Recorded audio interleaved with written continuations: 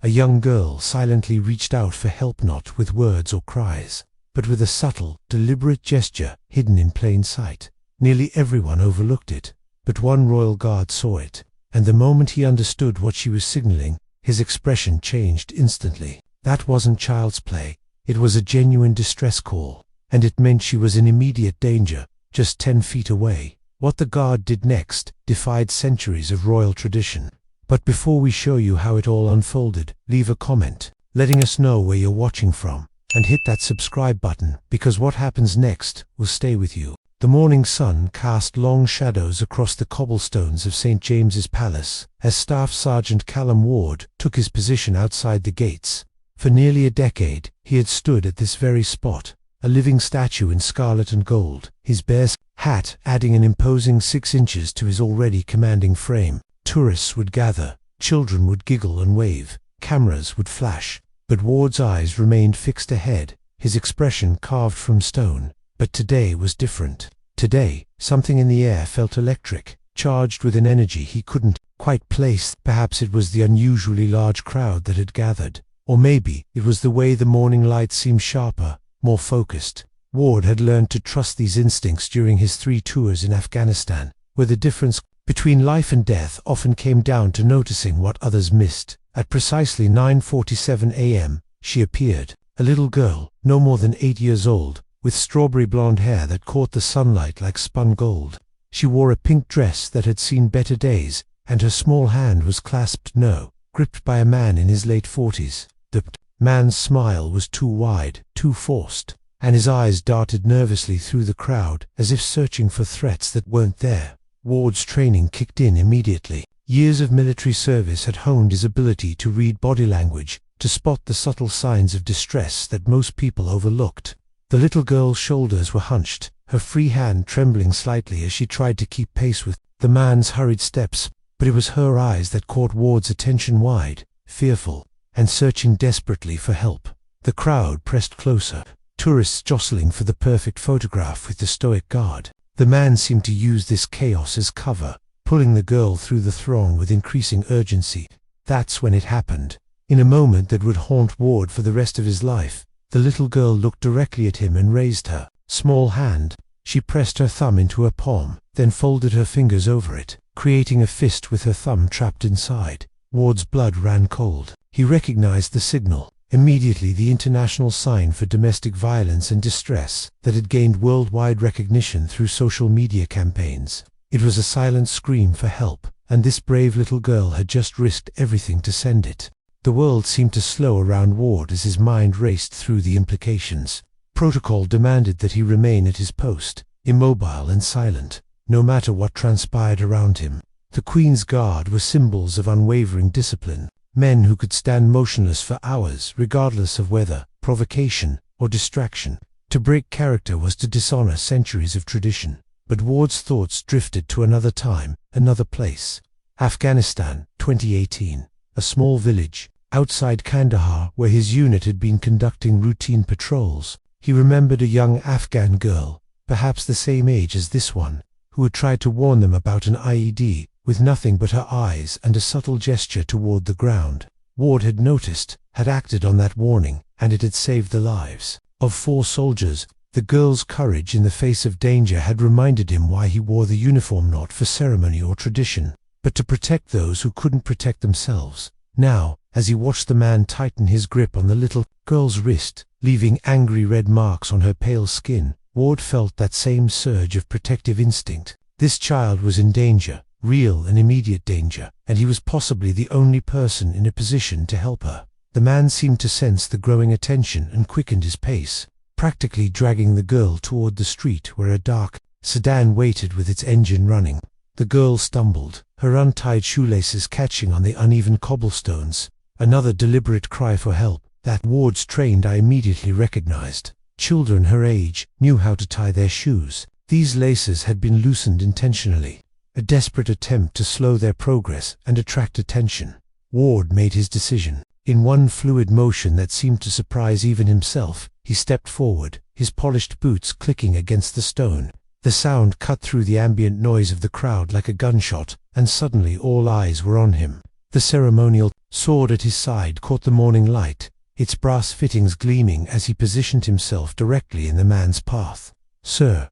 Ward's voice was calm but carried the unmistakable authority of someone accustomed to being obeyed. "I'm going to need to see some identification."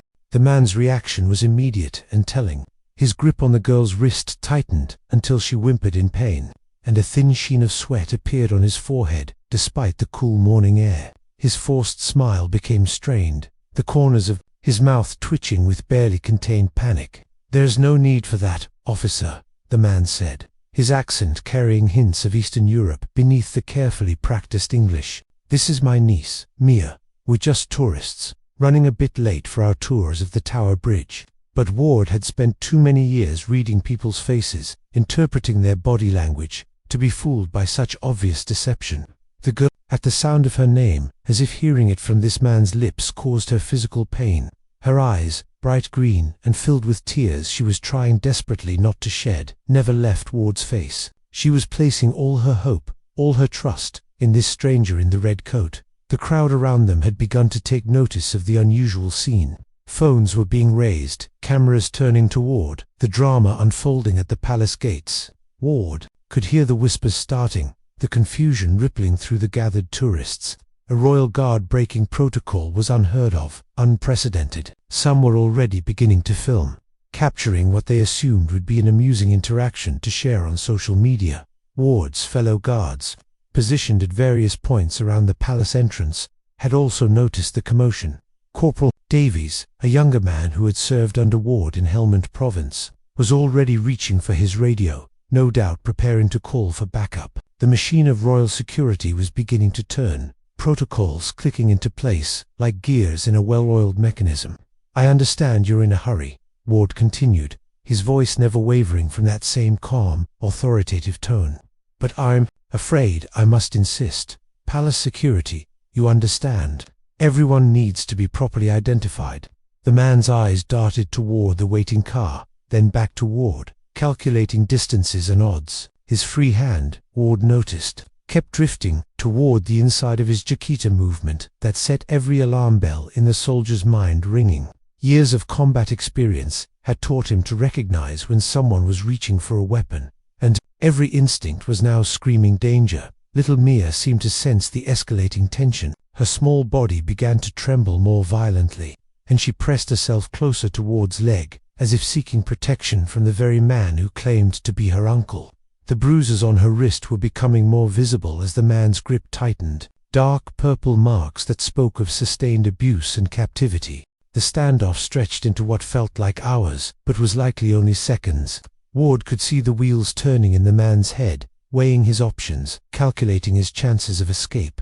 The sedan's engine continued to idle nearby, its driver, second man whom Ward was now certain was an accomplice, growing visibly agitated behind the wheel. "Look, I don't have time for this bureaucratic nonsense," the man said, his carefully constructed facade beginning to crack. "We really must be going." He attempted to step around Ward, pulling Mia with him, but the guard simply shifted his position, blocking the path once again. The movement was subtle but unmistakable. Ward had no intention of letting this child leave with this man. That's when everything changed. The man's hand shot toward his jacket, and Ward saw the telltale bulge of a concealed weapon. Training took over, muscle memory from countless hours of combat drills and urban warfare scenarios, but Ward faced a unique challenge. He couldn't simply draw his own sidearm or tackle the threat as he would have in Afghanistan. He was surrounded by civilians, tourists with children who had come to see the ceremony and pageantry of the Royal Guard. Any violent action could result in panic, stampedes, innocent people being hurt. In a moment of inspiration that would later be called either genius or madness, Ward drew his ceremonial sword with lightning speed. But instead of pointing it at the threat, he angled the polished blade to catch the morning sun, directing a brilliant beam of reflected light directly into the man's eyes. The effect was immediate and devastating. The man, momentarily blinded by the intense light, stumbled backward, his hand flying to his face. The weapon he had been reaching for remained hidden as he struggled to regain his vision, giving Ward the precious seconds he needed. "Police! Armed police!" Ward shouted at the top of his lungs, his voice carrying the command presence that had once rallied troops under enemy fire. Suspected child abduction in progress. The crowd erupted into chaos, but it was organized chaos. Years of terrorism alerts and security drills had taught Londoners how to respond to such situations. People began moving away from the scene while simultaneously using their phones to call for help and record the unfolding drama. Metropolitan police officers, who had been providing discreet security in the crowd, immediately responded to Ward's call. They moved with the fluid precision of experienced law enforcement, approaching from different angles to box in their target. The man, still partially blinded but desperately trying to escape, finally managed to draw his weapon, a compact pistol that glinted menacingly in the morning light. But his vision was still compromised, and his movements were uncoordinated. He swung the gun wildly, trying to locate Ward and the approaching officers. "Get back," he screamed, his accent now thick and unmistakable. "Stay away from us." Ward positioned himself protectively in front of Mia, using his body as a shield, while continuing to direct the reflected sunlight toward the gunman's face. The little girl had wrapped her arms round his leg, her small form pressed against the scarlet wool of his ceremonial uniform. The first plainclothes officer, a veteran detective named Inspector Sarah Thornton, approached from the left with her weapon drawn but held low. She had dealt with dozens of hostage situations and knew the importance of de-escalation. "Sir, put the weapon down," she called out, her voice steady and professional. "No one needs to get hurt here. We just want to talk." But the man was beyond rational thought. The carefully planned operation was falling apart. Witnesses were everywhere, and his escape route was blocked. In his panic, he made the fatal mistake of turning the gun toward Mia. "She comes with me, or everyone here dies," he snarled. That threat was all Ward needed to hear. Years of military training, combat experience, and protective instinct crystallized into a single moment of action. Still using the sword to maintain the blinding light, he simultaneously grabbed Mia with his free arm and rolled backward, carrying her away from the immediate line of fire. The second officer, Detective Constable Marcus Webb, took advantage of this distraction to close the distance. In a perfectly executed takedown, he tackled the gunman from behind, driving him to the cobblestones. While simultaneously securing the weapon, the man's head struck the stone with a sickening thud, and he went limp. The gun skittered away across the courtyard, finally coming to rest near a tourist's feet. The threat was over, but the real story was just beginning to unfold. As the dust settled and the immediate danger passed, Ward found himself kneeling on the cobblestones with Mia still clinging to him. Her small body was shaking with sobs of relief, terror, and gratitude all mixed together. She looked up at him with those impossibly green eyes, and for the first time since the ordeal began, she smiled. The aftermath of the incident unfolded with the swift efficiency that characterizes British law enforcement. Within minutes, the scene was cordoned off. Ambulances arrived to check on Mia and the unconscious gunman, and detective teams began the process of documenting everything that had occurred. Inspector Thornton approached Ward, who was still kneeling beside Mia, speaking to her in gentle tones and trying to reassure her that she was safe. The little girl had not let go of his arm since the takedown, as if afraid that releasing her grip would make her protector disappear. "Sergeant Ward," Thornton said, extending her hand in greeting. "I am Inspector Thornton, Met Police." That was some quick thinking with the sword and the sunlight. "I've never seen anything quite like it."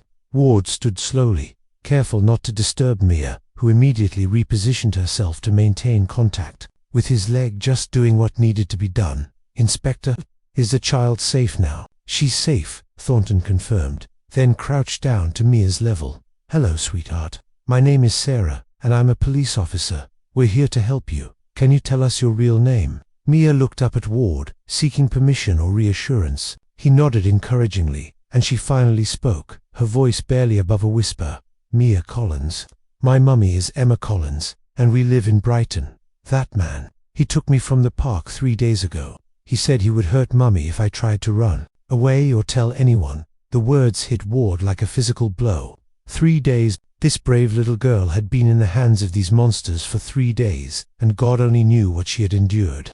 His jaw clenched with barely controlled fury, but he forced his voice to remain calm and gentle. "You were very brave, Mia. That signal you made, where did you learn that?" "From TikTok," she said, wiping her nose on her sleeve. "There was a video that said, if you're ever in trouble and can't speak, You should make that sign, and someone might help you." I didn't think anyone would know what it meant.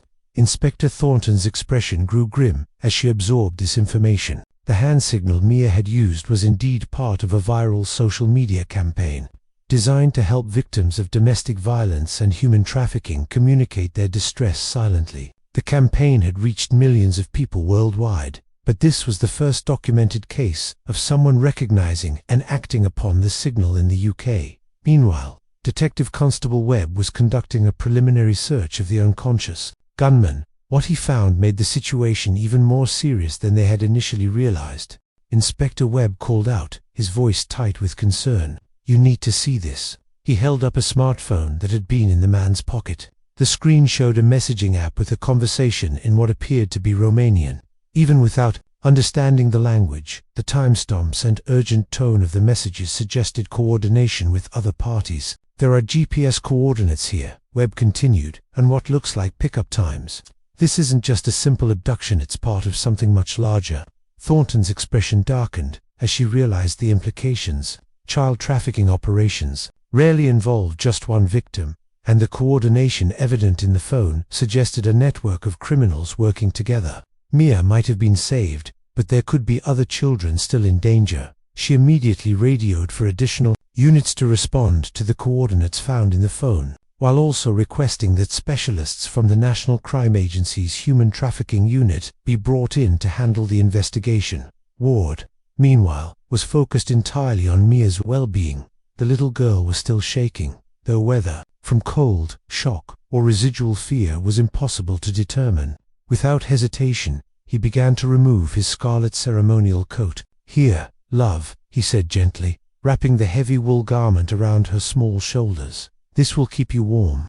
The coat was enormous on her tiny frame, the gold braiding and ceremonial medals seeming almost absurd in the context of the situation. But Mia pulled it close around herself, burying her face in the wool that still carried the scent of military-issue soap and the faint aroma of the palace grounds. "Will you stay with me?" she asked, looking up at Ward with those trusting green eyes. "Please, I'm scared they might come back." Ward felt his heart break a little. This child had shown incredible courage in the face of unimaginable terror, had trusted a stranger with her life, and now she was asking for the one thing he wasn't sure he could promise. Protocol demanded that he return to his post, that he resume his ceremonial duties, but looking down at Mia, wrapped in his coat, and depending on him for comfort and security, Ward knew there was no choice to be made. "I'll stay with you until your mummy arrives," he promised. "You're safe now, Mia. No one is going to hurt you anymore." As if summoned by his words, Inspector Thornton approached with an update. "Sergeant, we've been in contact with Sussex Police and Mia's mother. Emma Collins reported her daughter missing 3 days ago, and she's driving up from Brighton now. She should be here within the hour." The relief that washed over Mia's face was visible, but it was quickly replaced by anxiety. "Is Mummy okay? The bad man said he would hurt her if I tried to escape." "Your mother is perfectly safe," Thornton assured her. "She's been working with the police to find you ever since you went missing. She never stopped looking, never stopped hoping." As they waited for Mia's mother to arrive, more details about the trafficking operation began to emerge. The unconscious gunman, who had regained consciousness and was now under arrest, was identified through fingerprints as Viktor Kozlov, Romanian national with a lengthy criminal record including charges related to human trafficking, kidnapping, and assault. Under interrogation, Kozlov initially refused to cooperate, but the evidence found on his phone and in the sedan provided investigators with a treasure trove of information. The GPS coordinates led police to a warehouse in East London, where they discovered evidence of a much larger operation holding facilities that had clearly been used to house multiple victims, documentation suggesting children had been moved through the location and financial records indicating payments from buyers across Europe. Most importantly, the raid uncovered information about 3 other children who were still missing, including specific details about where they might be held. Within hours of Mia's rescue, coordinated raids were being conducted across London and Manchester,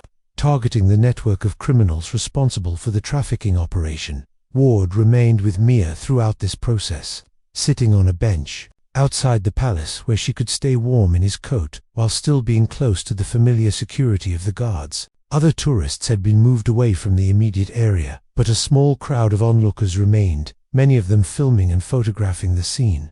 "Are you going to get in trouble?" Mia asked, looking up at him with concern that seemed far too mature for her 8 years. "You're supposed to stand still, aren't you? Like the guards at Buckingham Palace."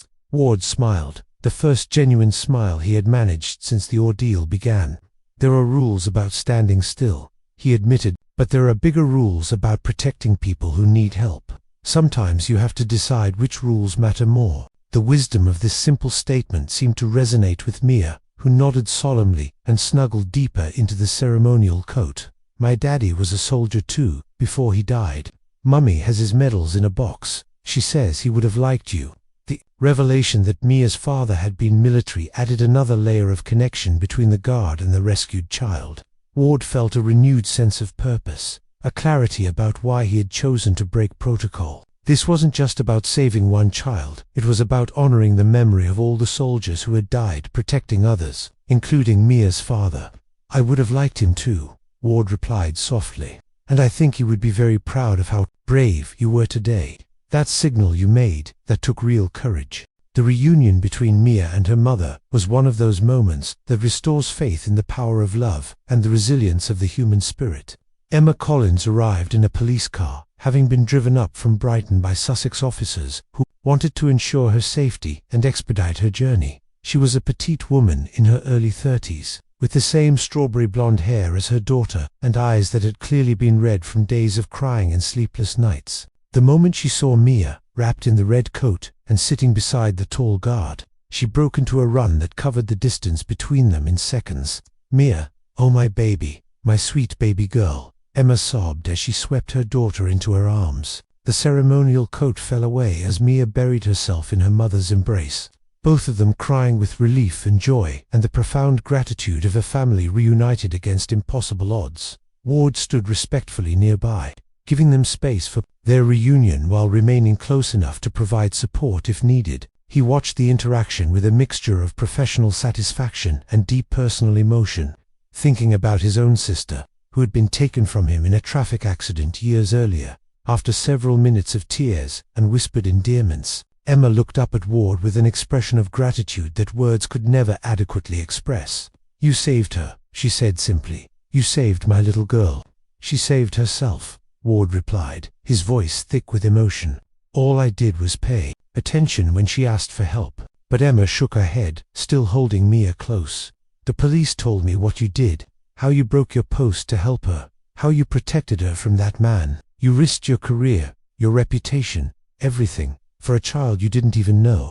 The truth was that Ward didn't think of it as a sacrifice. Standing at his ceremonial post, following protocol, maintaining tradition, these things had meaning and value, but they paled in comparison to the life of an innocent child. No ceremony, no matter how historic or prestigious, was worth more than Mia's safety and freedom. Inspector Thornton approached the reunited family with updates from the ongoing investigation. "The raids we conducted based on information found with Kozlov have been successful," she reported. "We've rescued 2 more children and arrested 7 additional suspects. The network has been effectively dismantled." This news brought fresh tears to Emma's eyes, knowing that other families would experience the same joy and relief that she was feeling. But it also underscored how close they had come to losing Mia forever. How many other children might still be suffering, if not for her daughter's courage and Ward's willingness to act. The aftermath of the incident continued to unfold over the following days and weeks. Ward faced a formal inquiry into his decision to break protocol, but the investigation was more of a formality than a genuine disciplinary action.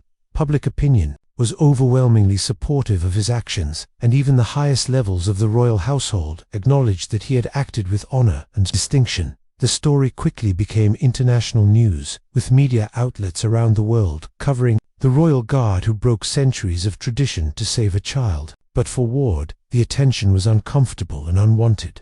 He had simply done what any decent person would do when faced with a child in danger. More importantly, the incident sparked a broader conversation about recognizing and responding to signs of human trafficking and child abuse. The hand signal that Mia had used became the subject of public awareness campaigns. with law enforcement agencies and child protection organizations working to educate people about how to recognize and respond to these silent calls for help. 3 weeks after the rescue, Ward received an unexpected visitor at the palace. Mia, now fully recovered and back to being a normal 8-year-old, had come with her mother to return his ceremonial coat and to present him with something she had made herself.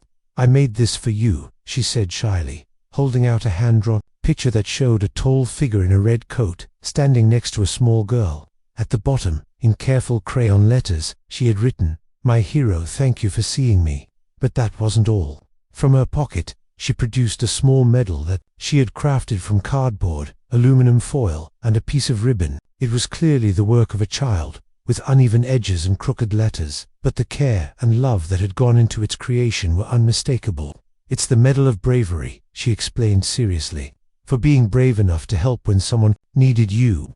As Ward knelt down to receive this precious gift, allowing Mia to pin it to his uniform with all the solemnity of a royal investiture, he felt a sense of completion that no official commendation could ever provide. This was why he had become a soldier, why he had chosen to serve, not for the pageantry or the ceremony, but for moments like this when the training, the sacrifice, and the dedication all came together to make a real difference in someone's life. The little handmade medal would eventually be framed and hung in Ward's quarters, but for the rest of that day, he wore it proudly on his ceremonial uniform as he returned to his post at the palace gates. Tourists continued to gather, cameras continued to flash, and the ancient ceremony continued as it had for centuries. But now Ward stood a little taller, knowing that when the moment came to choose between protocol and conscience, between tradition and humanity, he had made the right choice. And somewhere in Brighton, a little girl was sleeping safely in her own bed,